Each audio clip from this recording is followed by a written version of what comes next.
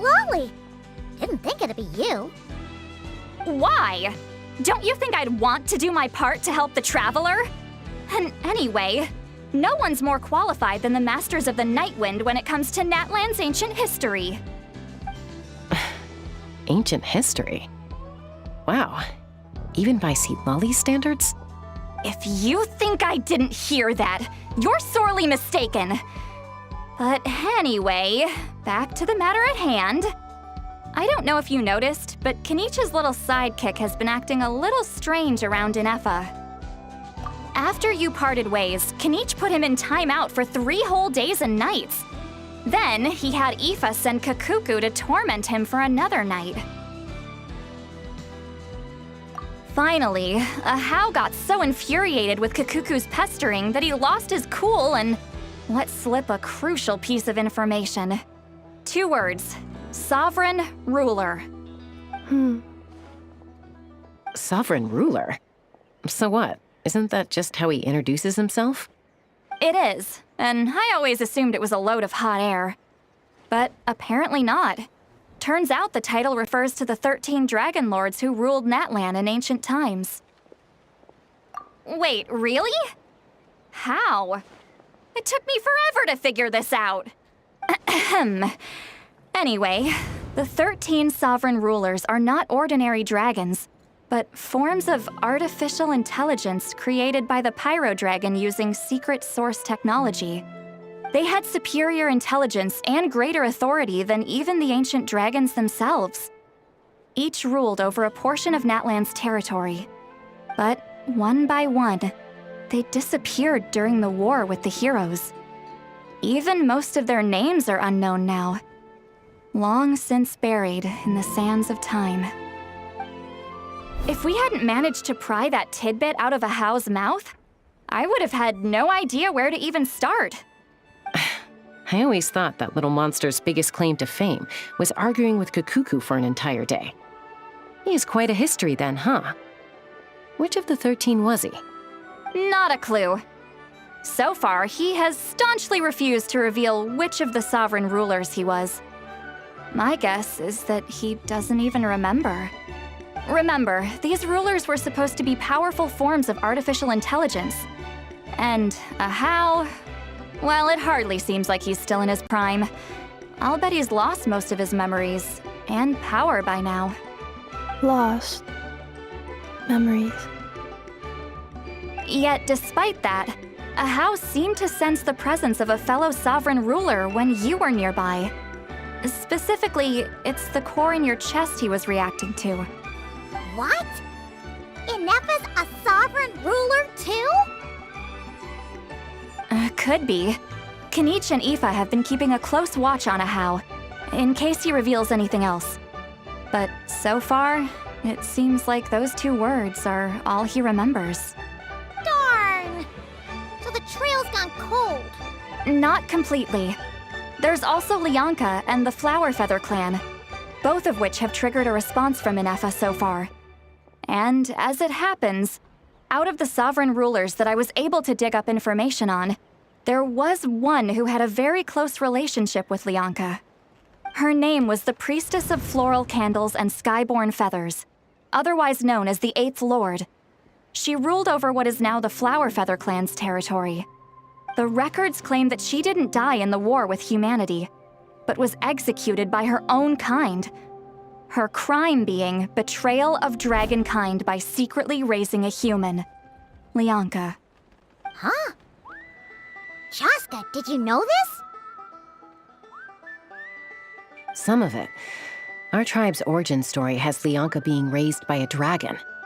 And of the 6 heroes, she had the closest relationship with dragonkind.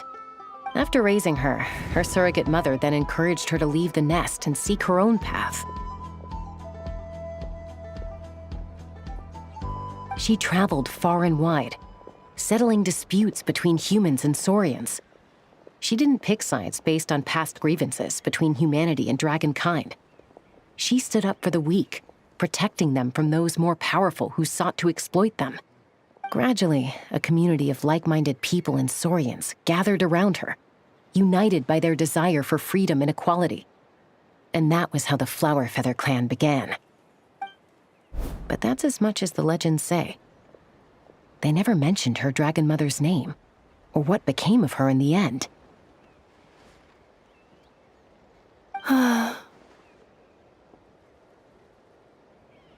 Oh, sorry. My cognition module is acting up again. At some point during this conversation, it started behaving very erratically. You mentioned that the priestess of floral candles and skyborn feathers was executed. Might I ask how? Unfortunately, the humans of that time weren't privy to all the details of dragon affairs. The only records we have are vague references from after the fact. It's very possible that this is mere speculation or complete fabrication, so don't give too much weight to it. But for what it's worth, it's said that a curse was placed on the priestess by one of the other rulers. If she truly harbors pro-human sentiment, then for every ounce of goodwill she feels, may her mind be flooded with pain of immeasurable proportions. In the savage conflict and chaos that followed, the priestess's mind was ultimately destroyed. Jeez, what a bizarre method of execution. Definitely sounds like the history writers used some artistic license there. I'm fine. This didn't seem to trigger any erratic behavior. So, do you think that my origins have something to do with this sovereign ruler? Interesting. Well, it's hard to say what, if any, direct connection you have to the Eighth Lord. But since the name Lianka seems to ring a bell for you, why don't you look into it yourself? I brought some woven scrolls with me that might be useful. Have a look if you're interested. Here, take them.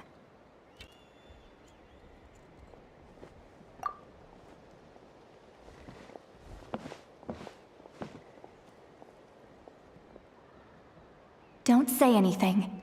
In a moment, I'm going to leave. I need you to join me, discreetly. It's just a little spell based on our prior experience. I'll explain everything shortly when you catch up with me. Well, I need to get going now. If I find out anything more, I'll keep you updated.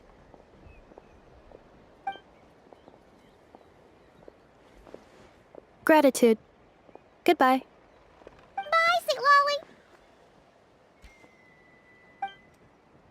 Now's your chance. Slip away quietly while they've got their heads buried in those woven scrolls. Meet me at the other side of the settlement.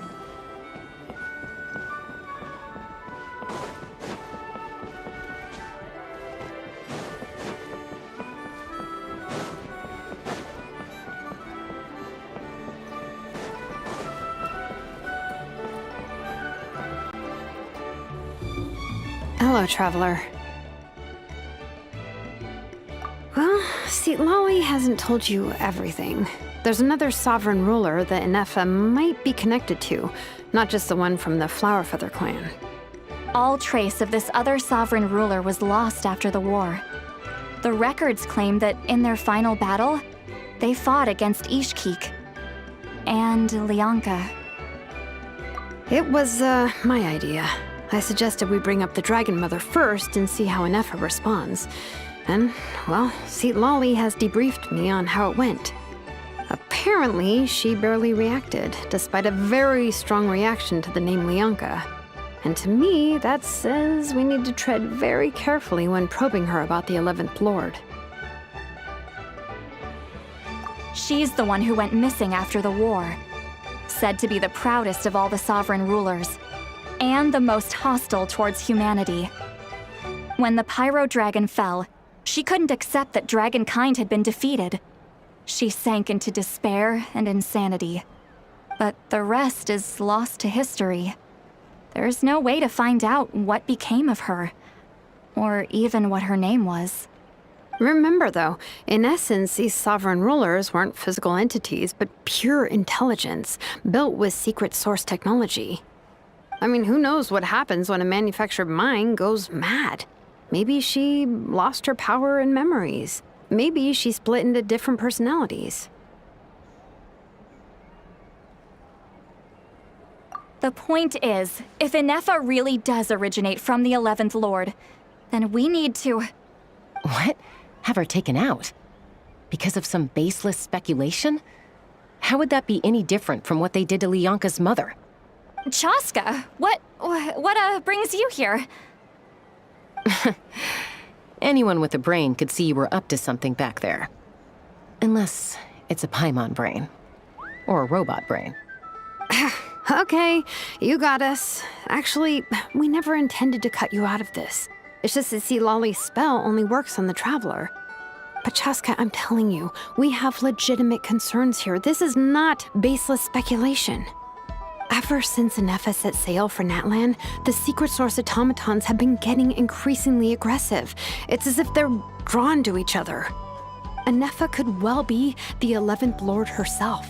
And if so, then the moment she recovers her memory, all of us, all of humanity, will instantly become her enemy.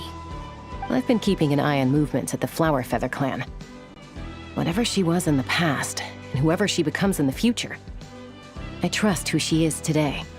Even if the past and future Inefa are a completely different person from who she is now? If you're suggesting that there's a volatile force within her, threatening to rise up and take over at any given moment, that makes two of us. But no one ever gave up on me. Not Mama Bird, not Koichi, not my dad. So what right do I have to give up on her? If Lyanka was here, I have every confidence that she'd say the same. Besides, even if the 11th Lord rises again and declares all of us her enemy, the solution is simple. We defeat her. The heroes managed it, so there's no reason we can't too.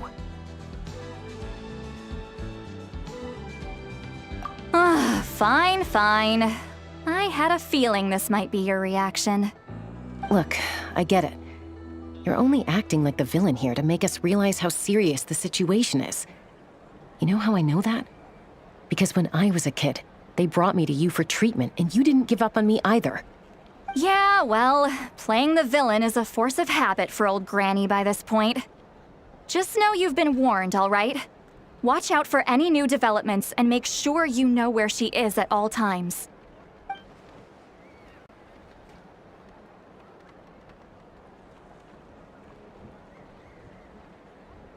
Hey, the spell hasn't worn off yet, you know.